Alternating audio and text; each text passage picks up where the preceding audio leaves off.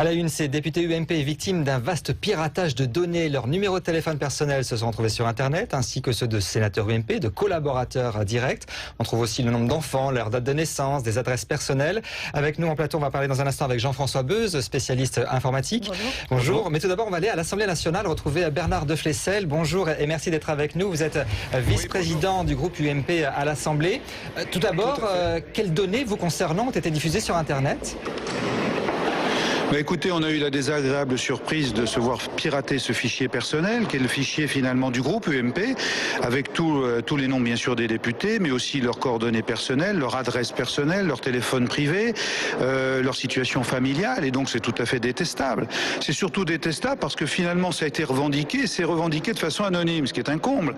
C'est-à-dire que ceux qui ont fait cette forfaiture, tout simplement l'ont fait, soi-disant, œil pour œil, dent pour dent. C'est-à-dire pour simplement stigmatiser les élus et les députés du groupe qui ont pris des positions. Donc en fait, c'est pas un délit de faciès, c'est un délit d'opinion, ce qui est encore quasiment plus grave.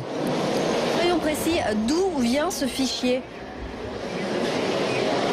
C'est notre propre fichier. Vous savez que chaque groupe politique est organisé de façon autonome. Il a un fichier politique, c'est-à-dire dans lequel on met tout simplement les fiches de tous nos députés, de façon à pouvoir leur écrire, de façon à pouvoir les appeler quand il y a une urgence. C'est normal qu'il soit aussi précis que cela ?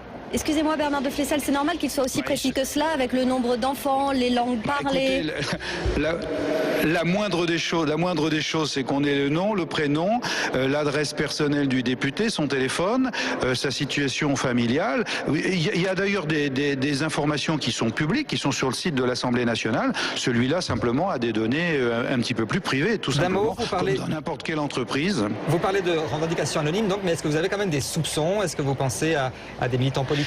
Écoutez, on ne le sait pas, mais écoutez, cette revendication, c'est œil pour œil, dent pour dent. Ça veut dire que c'est une incitation à la haine, finalement. C'est haro sur les parlementaires, c'est haro sur le groupe UMP. Et c'est tout à fait impossible de cautionner une opération pareille. Donc, vous avez vu le style de revendication en disant vous avez fait du mal, vous avez, par vos opinions, vos prises de position, vous avez pris des prises de position qui sont détestables. Eh bien, nous, œil pour œil, dent pour dent, enfin... Écoutez, tout le monde connaît cette formule, ça veut dire que c'est une incitation à la haine et c'est une attaque caractérisée contre le groupe. Merci beaucoup Bernard de Flessel, vice-président du groupe UMP à l'Assemblée. Alors Jean-François Beuze, vous qui êtes expert en sécurité des systèmes informatiques, ce qui s'est passé là, c'est relativement courant ? Alors ça arrive en effet à des entreprises. Il y a beaucoup d'entreprises aujourd'hui qui subissent le vol de données.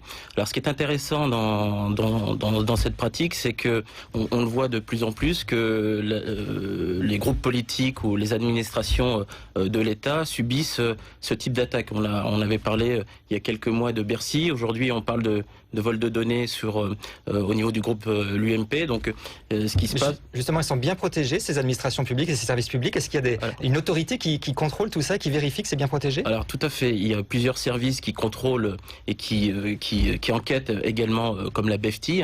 C'est quoi la BEFTI ? La brigade enquête fraude liée aux nouvelles technologies, et l'ANSSI, qui est l'Agence nationale de sécurité des systèmes d'information, qui protège en effet le patrimoine de données personnelles, enfin la partie sécurité des administrations et des groupes politiques comme l'UMP. Alors vous nous dites ils sont bien protégés, c'est relativement courant ce qui se passe, ça veut dire quoi ? Qu'il n'y a rien à faire, que nos données personnelles sont à la merci des hackers ? Alors on ne peut pas avoir 100% de sécurité autour d'un système d'information. Ce qui est vrai aujourd'hui, c'est qu'il existe des outils pour pouvoir se protéger correctement. Il y a certaines mesures à prendre sur le vol de données. On ne peut pas non plus, si vous voulez, écarter d'un seul coup que ce soit un acte malveillant à l'interne de l'UMP. Aujourd'hui, on peut avoir le vol de données la plupart du temps. C'est-à-dire qu'on ne peut pas se protéger contre soi-même. En gros, c'est ça que vous nous dites. Tout à fait. Alors là, c'est arrivé à l'Assemblée nationale. Est-ce que ça peut arriver chez moi ? Est-ce que n'importe quel ordinateur à distance peut rentrer dans mon ordinateur assez facilement si je ne prends pas de protection particulière ? Tout à fait, il y a des règles à respecter. C'est sur les ordinateurs portables, crypter les informations, avoir des solutions qui permettent de tracer l'information sensible au niveau de votre ordinateur quand il sort de l'entreprise. C'est tout un ensemble de dispositifs qu'il faut mettre en place afin de se protéger de ce genre d'actes malveillants. Aujourd'hui, plus que jamais, il faut être vigilant avec toute donnée personnelle, que ce soit sur notre ordinateur ou sur Facebook, par exemple. Complètement. Aujourd'hui, les données personnelles, on le voit bien, énormément de données personnelles transitent sur des réseaux sociaux. L'information va tellement vite que en quelques heures, on peut se retrouver avec un fichier aussi précis que celui de l'UMP s'est fait dérober par un hacker ou par une tierce personne à l'intérieur de ce groupe. Donc aujourd'hui, certaines règles, comme je vous l'ai indiqué tout à l'heure, doivent être mises en place dans les institutions françaises ou dans les entreprises françaises. Aujourd'hui, ça ne touche pas que les hommes politiques, ça touche également les PME, PMI. Merci beaucoup Jean-François Beuze, président fondateur de Sifaris, expert en sécurité informatique. La nuit, les températures